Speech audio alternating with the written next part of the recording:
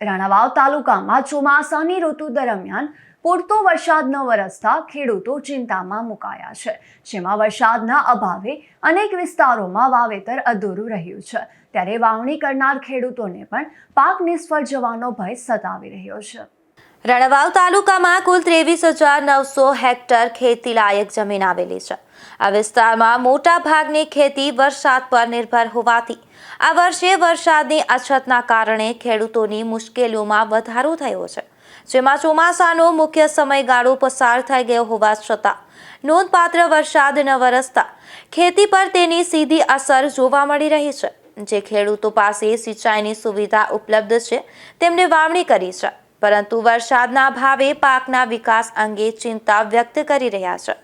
જ્યારે વરસાદ આધારિત ખેતી કરતા ખેડૂતો માટે આ વર્ષે વાવણી કરવી પણ મુશ્કેલ બની છે।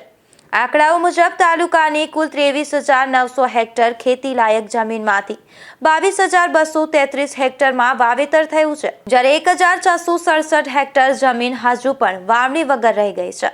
વાવેતરમાં અંદાજે 19,836 હેક્ટરમાં મગફળી, 299 હેક્ટરમાં સોયાબીન, 263 હેક્ટરમાં કપાસ, 229 હેક્ટરમાં શાકભાજી અને 1,606 હેક્ટરમાં ઘાસચારાનું વાવેતર કરવામાં આવ્યું છે।